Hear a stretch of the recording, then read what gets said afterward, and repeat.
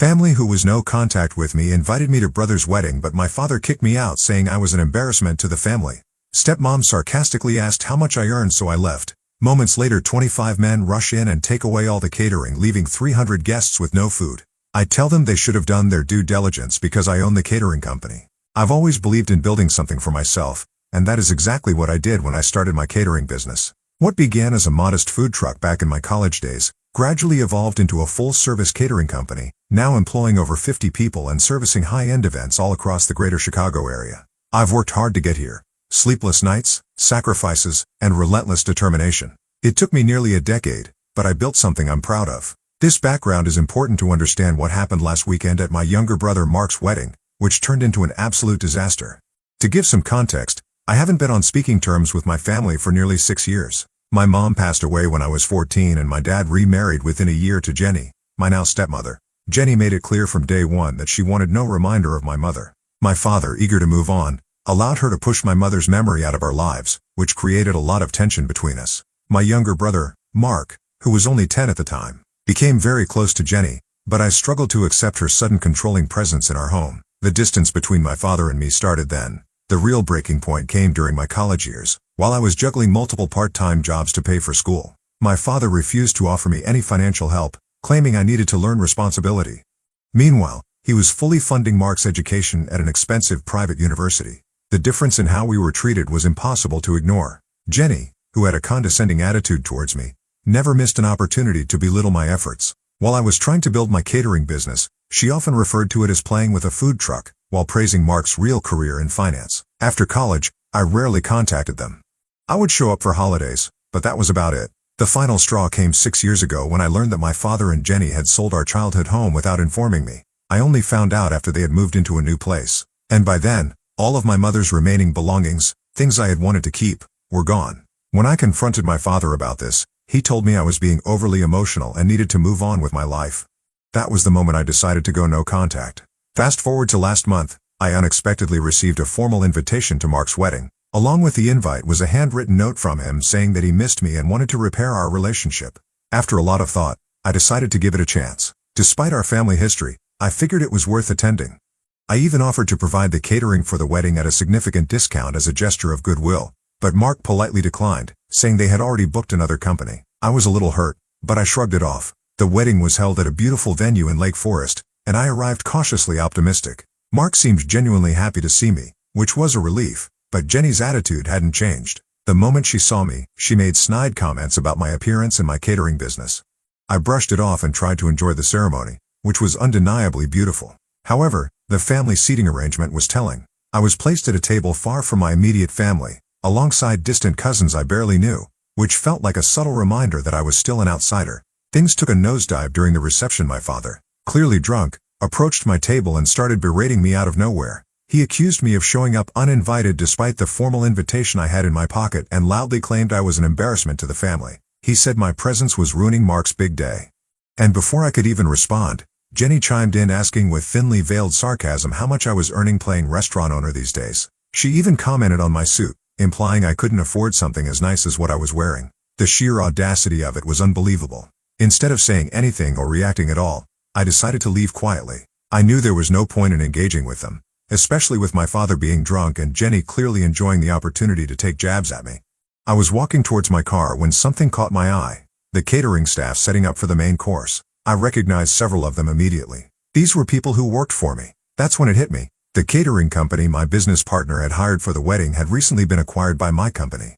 The former owner had stayed on as a manager, so I hadn't been directly involved in the planning. But legally, the company and this event were now under my control. I called my operations manager just to confirm what I was already suspecting. Sure enough, this was our event. I thought back to what my father had said, how I was an embarrassment, how I was ruining the wedding just by being there. And that's when I made a decision. If my presence was so offensive to them, then surely, they wouldn't want my company catering their event either. I instructed my staff to pack everything up and leave immediately. Within 15 minutes, 25 of my employees had loaded all the food, equipment, and supplies back into our trucks and were on their way out. Chaos erupted shortly after. With 300 guests left without their main course or dessert, people started to realize something was seriously wrong. My father tried to intervene, but there was nothing he could do. The contract they signed with the previous owner of the catering company included a clause that allowed us to terminate service if there was any hostile or discriminatory behavior towards our staff or ownership. And that's exactly what had happened. I left my business card with the venue manager and told her to have my father contact my lawyer if there were any disputes over payment. The fallout was immediate. By the next morning, my phone was blowing up with messages from family members accusing me of being selfish and petty. Mark sent me a long text saying I had ruined his wedding and proved Jenny right about me all along. My father unsurprisingly threatened to sue me for breach of contract. I forwarded all of their communications to my lawyer and blocked their numbers. A couple of hours later, I started hearing from some guests who had attended the wedding. Surprisingly, several of them were on my side. They had witnessed the way my father and Jenny had treated me and said they were appalled by their behavior. One of Mark's friends who had seen my catering company's work before even reached out to apologize for how things had played out and said he was impressed with how quickly and professionally my team handled the situation. This support was unexpected, but it reminded me that not everyone in the family was blind to what had really happened.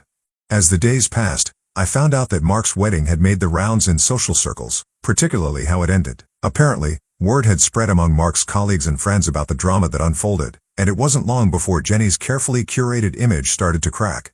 Some mutual acquaintances even mentioned that Jenny had tried to downplay the whole incident, blaming me entirely for ruining the reception. However, the truth was already out, and no one was buying her version of events. The damage had been done.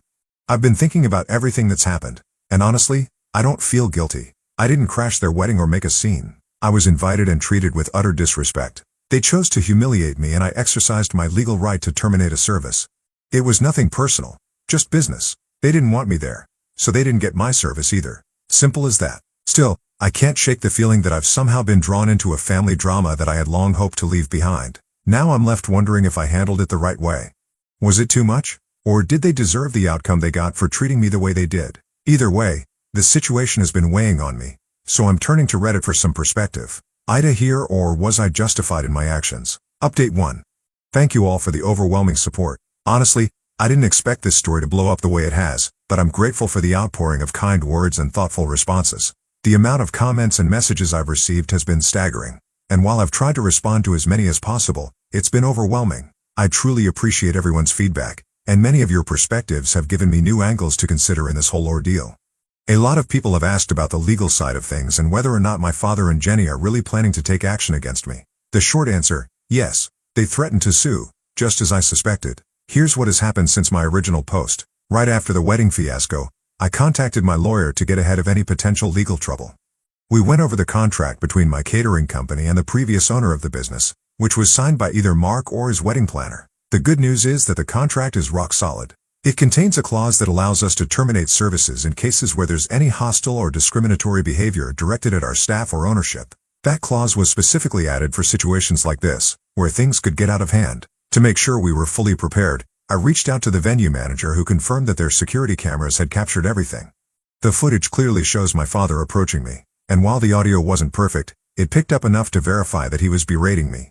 Jenny's snide remarks were also caught on camera, making it clear that their behavior was hostile enough to justify the decision to stop catering the event. With this evidence in hand, I felt confident that my legal standing was solid. A few days after the wedding, my lawyer sent a formal letter to my father's attorney explaining the situation. We laid out the details, emphasizing that the contract allowed us to terminate services due to their hostile behavior. We even mentioned the video evidence and made it clear that we were more than willing to provide it if necessary. At first, I thought that would be the end of it, but, of course, I underestimated how stubborn and vengeful Jenny could be. Yesterday, my father's lawyer sent a response, demanding a full refund for the catering. They also threatened to sue for damages, claiming that by pulling the catering, I had ruined the wedding and caused irreparable harm. They were seeking compensation not only for the catering, but also for the disruption it caused to the entire event. Naturally, I wasn't about to cave into their demands. I wasn't going to pay them anything, especially since they were the ones who had created this mess in the first place. After discussing things with my lawyer, we decided to offer a counter-proposal. We're willing to refund 50% of the deposit, but only under 2 conditions.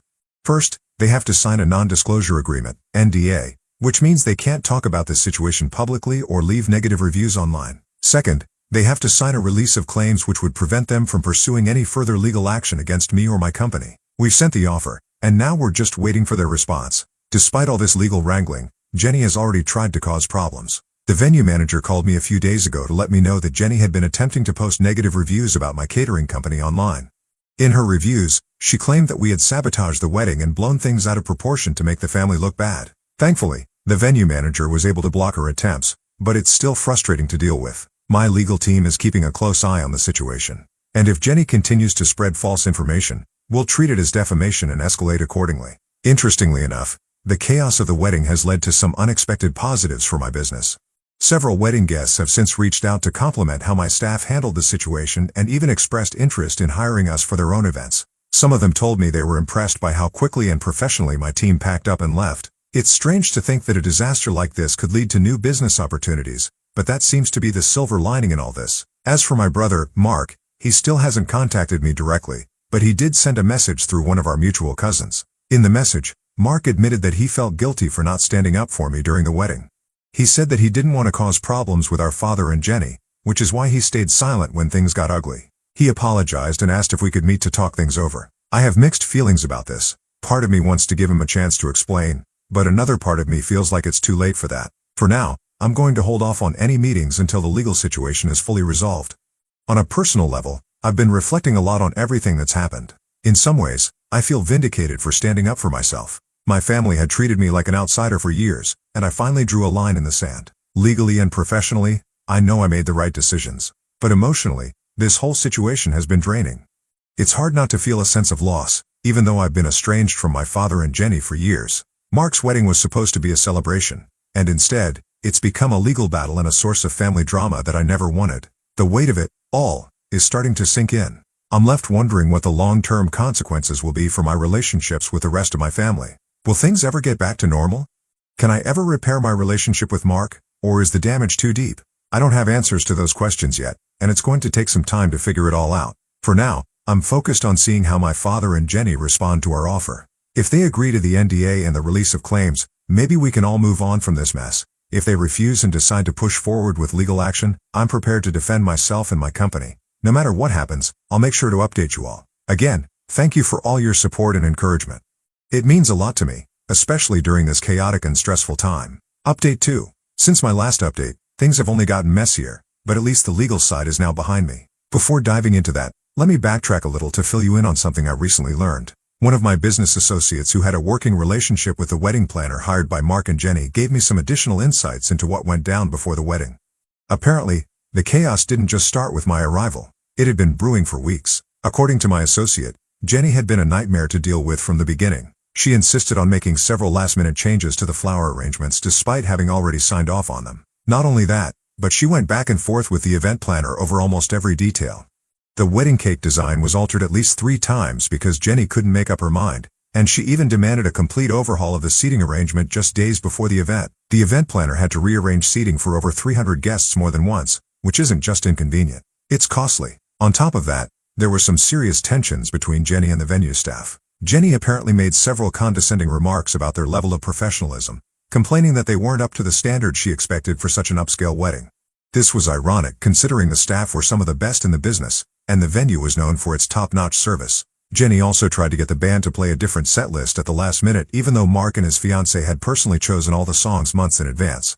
It was one of those classic situations where Jenny had her hands in everything, making the planning process a nightmare for everyone involved. My associate told me that there were some moments leading up to the wedding where it looked like the event planner was on the verge of quitting because of Jenny's constant meddling and impossible demands. But being the professional she is, the planner stuck it out despite the emotional toll Jenny's behavior was taking on the entire team. When my associate told me this, I couldn't help but feel a little vindicated. The stress and confusion I'd felt at the wedding reception were clearly just the tip of the iceberg compared to what the vendors had been dealing with in the weeks leading up to it. Now back to the legal matters.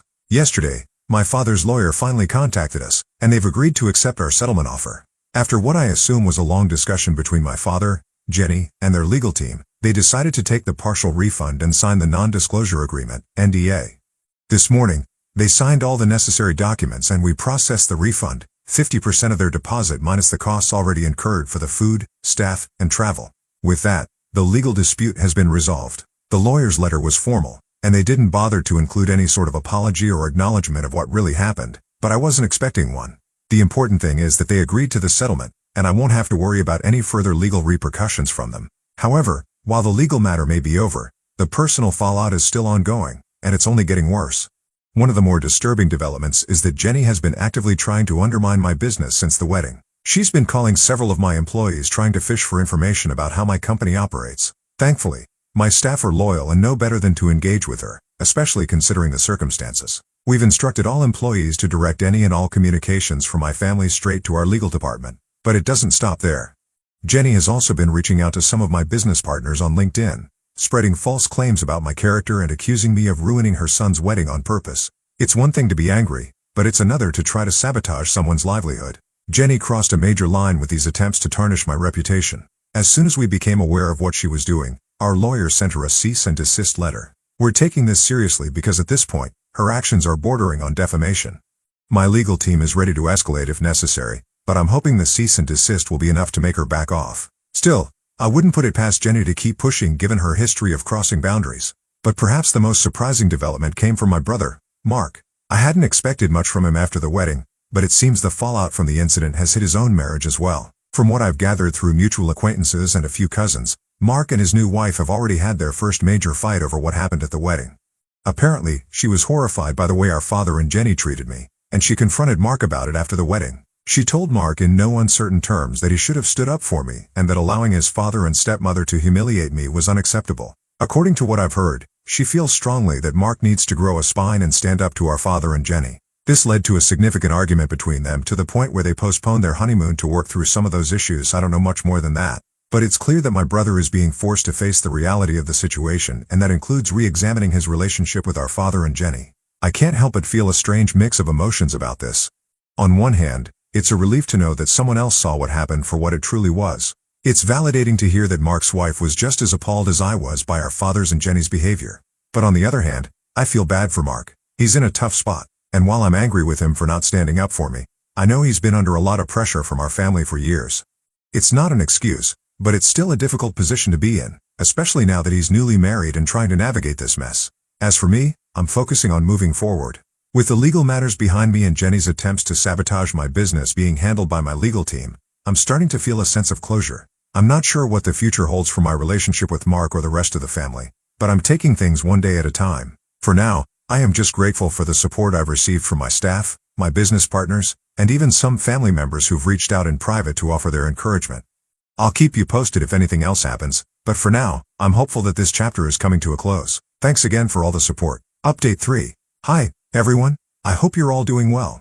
I want to start by expressing my gratitude for all the support, comments, and messages I've received since I first shared my story. The past week has been truly transformative, and I want to share how things have evolved and the unexpected turns my life has taken since my last update. Yesterday, I met with Mark for coffee. It was a kind of emotional meetup that I wasn't entirely sure I was ready for, but I felt it was necessary. The conversation was a long time coming, and I think we both knew it. Mark broke down and apologized for years of enabling Jenny's behavior and our father's favoritism. He was visibly shaken and I could see how much he was carrying on his shoulders. I always knew Mark loved me, but hearing him admit that he had been complicit in allowing Jenny to dictate our family dynamics was a huge step. Mark revealed that Jenny had been controlling their family dynamics through financial manipulation for years. He disclosed that she convinced our father to put most of their assets in her name, which included partial ownership of Mark's condo. Mark had no idea this was happening, and he felt blindsided. It explained a lot about the tension between them. He was frustrated that he had been living under this facade, believing he had some control over his life, when in reality, Jenny was orchestrating everything. Now that he's aware of it, he's working with a financial advisor to regain his independence. I was proud of him for taking this step. It showed he was ready to make changes in his life. During our coffee meeting, Mark also told me about a breakthrough with his wife. She contacted me privately later that day to share some good news. They are going to couples counseling. It seems Mark is finally finding his voice and standing up to Jenny in a way he never did before. They are actively looking for a new condo, one that will be solely in their names, not tied to Jenny in any way. This was a huge relief to hear. It sounds like they're setting boundaries and taking back control over their lives, which is a journey I hope continues for both of them. Additionally, Mark's wife mentioned that they're planning a small vow renewal ceremony in a few months. This ceremony will have different in-laws seated at the family table, meaning they're taking active steps to redefine what family looks like for them. Hearing this warmed my heart. It seems they are committed to building a new family narrative that doesn't include the toxicity that Jenny and my father have brought into our lives. As for Jenny and my father, they've surprisingly gone quiet since signing the NDA. Through some mutual acquaintances, I've learned that they are facing social consequences in their country club circle. Apparently, they had been telling a very different version of our family story to their friends, painting me as the villain. Now it seems that people are starting to question their narrative, and the consequences of their actions are catching up to them. It's strange to think that the social standing they valued so much is now in jeopardy because of their own behavior. The entire experience has taught me a lot about the importance of setting boundaries with toxic family members. Sometimes the hardest decisions, like maintaining those boundaries or standing up for your principles, are the right ones. Even when they cause short-term chaos, I've come to realize that standing firm in my truth, despite the backlash, has led to unexpected growth and healing in other relationships. I'm grateful for the community support.